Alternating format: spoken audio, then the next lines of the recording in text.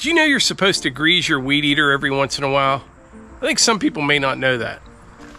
All you do, take this out right here.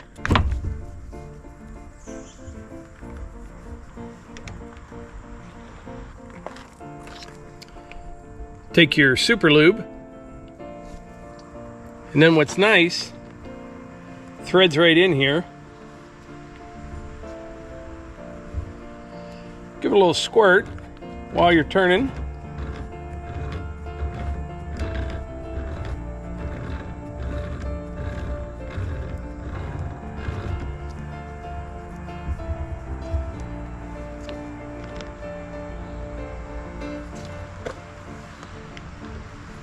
And you are good to go for another year or so.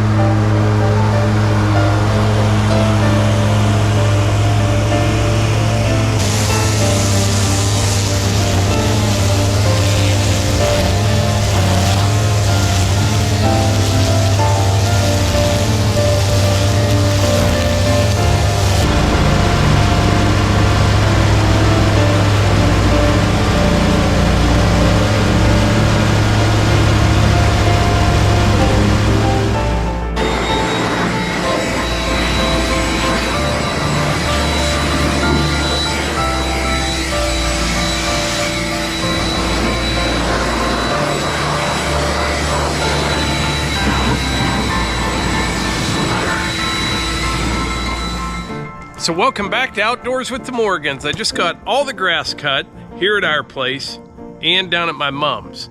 And I want to start this video off with this. I am an internal combustion engine kind of guy, okay? Just want to be clear on that. However, this is now my go-to when it comes to weed eating. This is the Combi, the Stihl KMA 135R. Got the trimmer head. I've got a blower, got a couple other attachments, but this thing is balanced really well, and it has loads of power, and it's not real heavy. And I do a lot of trimming around here, and what I like about this one, it's really easy. It cuts well at low RPM, which is kind of important around like all this limestone right here, because you'll beat the string to death. It's important when you're trimming around the fence out front. You don't want to bang up the fence. You're going to hit it even if you try not to. And this is the string that I use right here. It holds up really well. So well, matter of fact, I just put the last of it on. This is, what is it, about 35 meters.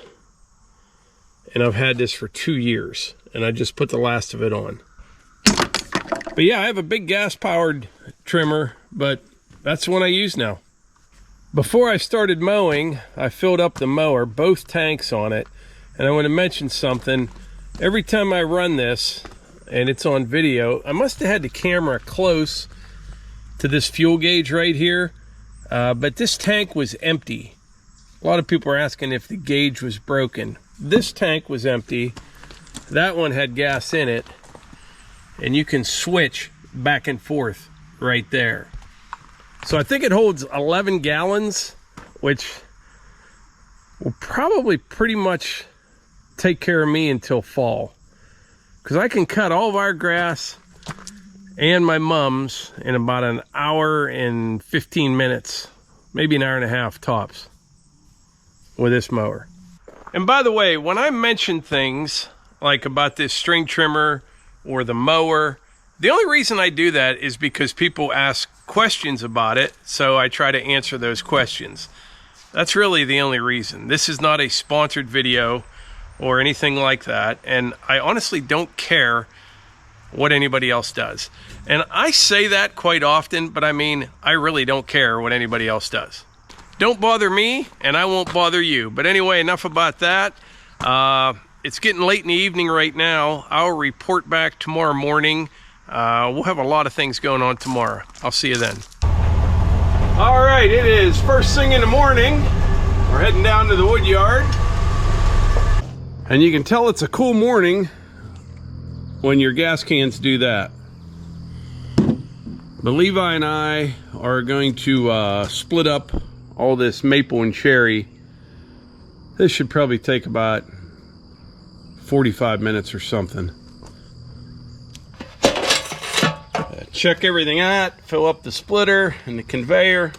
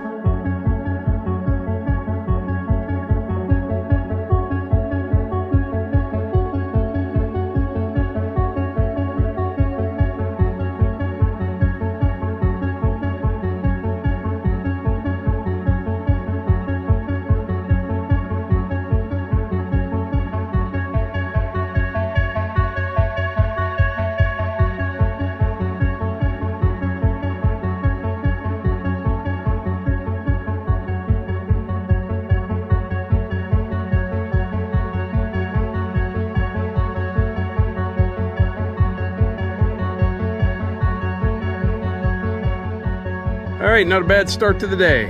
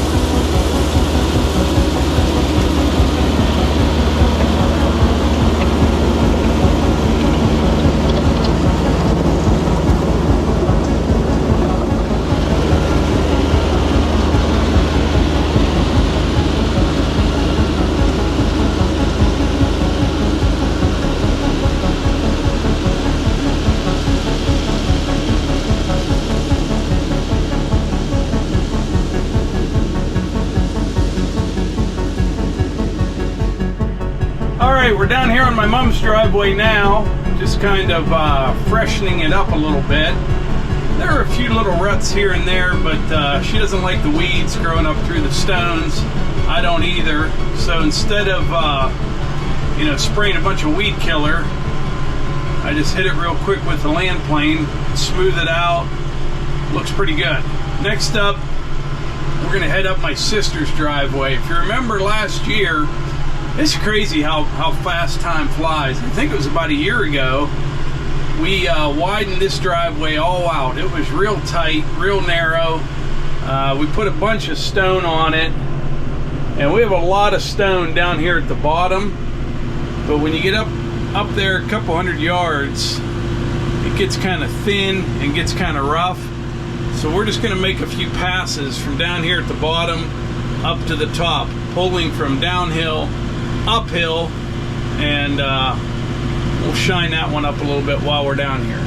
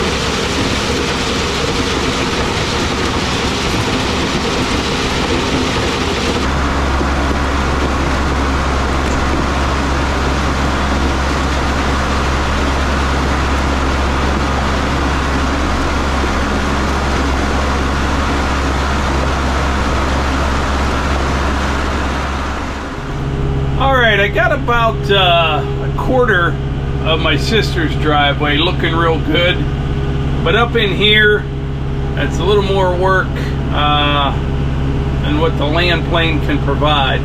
I need to clean out those ditches right there. It always sinks in this area. There's a bunch of clay in here, and it has for years. It's just something you kind of have to deal with. But I'm going to stop right here, because the next time I'm down this way with the skid loader, I'll fix all this back up again. There's no sense bringing all that nice stone up this way if I got to tear that section up there. But from there down, the rest of the way looks really good.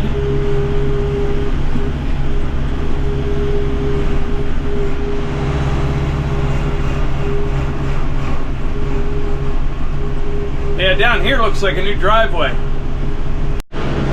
But anyway, right now we're gonna head back up to the house, and I need to show you guys a license plate and read to you a letter that came with it. I've been meaning to do this, and I just haven't been able to fit it in, but I'm not gonna forget this time. It's definitely worth the watch. So I'm back up at the house now, and it is, it's a beautiful afternoon, it is. But I told you I had a story about a license plate. If you're new to our channel, people that watch our channel were kind enough to send us in a bunch of license plates to hang in the game room, and we have been doing that. We'll show you that in another video coming up. But it's hard to get anything done sometimes, isn't it? Because a lot of them had letters attached to them. In this one in particular, this is from Wyoming right here, all right? Typical license plate, although you can see POW, MIA over here. So this letter that came with it is from Alan and Lisa Esterline, and it says, "Dear Mike and Melissa, these plates are from a 2008 Chevy Trailblazer that my father, Milton Esterline, owned and drove before he passed." 2008 Trailblazer, nothing special, right? Well, the guy that drove that car is pretty special. He was an Army Air Corps B-17 pilot during World War II, and they were shot down near Berlin on their 10th mission. He was a POW for 1 year and 11 days, if I remember correctly. Wow. Isn't that crazy? And they go on. But yeah, they sent us... That was his plate. That was his license plate. Cool. So what we've been doing, I got some nice screws. I think I showed them in another video. And I screw these up to wood. But we're putting a lot of them on metal as well. And Melissa got this tape. It's very adhesive on the one side. I mean, it's sticky. And the other side is magnetic. And when she bought it, I thought, I don't know if that stuff's going to work at all. You bought like 3 rolls of this stuff, and you got it Where'd you get it at? Uline? Uline, and I had great plans. And she had these, I'm like, that's not going to work, Melissa. Yeah. It cuts nice. It works fantastic. But you put it on these plates, on that metal in there, I mean, it is like snaps well, right it just to so it. happens that this plate is a like a thick plastic. Yeah, some of them aren't. Some plates are metal. Most of them are, but some, like you say, right. aren't. Yeah, when you buy like a specialized plate, so you got the adhesive on the one side and which is nice, yeah. magnet them up. But we're going to load up the in the game room, in the bathroom, in the office in there. And how many do you think we have? Over 1,000. We have over 1,000 license plates. And thank you. I have to say, there's still one box I haven't got the thank you cards written, but all the others, I've written over 1,000 thank you cards to everyone that sent plates. And if you haven't received a thank you card yet, you're in that last box. Melissa is very thankful. She doesn't miss a thank you card. I seriously have everything lined up. Every t-shirt order, anything like that, you send a card with it, or like a note. Handwritten. It's handwritten. Takes some extra time, but I'm take thankful for the order, and I'm thankful for everything everyone send us. We have a ton of stuff. There's a whole nother box. My organizational system is stretched right now, but I have a whole nother box of things you all sent us that I'm like, don't enjoy that yet. I have to write a thank you. And yeah, if I start to open a box, she yells at me because she has a whole system to take to get lost. Whatever was in it out, yeah. Write the name and address down. Because I'll be like, I'll just get my knife out, start opening something up. He does, and then he leaves it there and gets on to something else. And I'm like, ah! I know.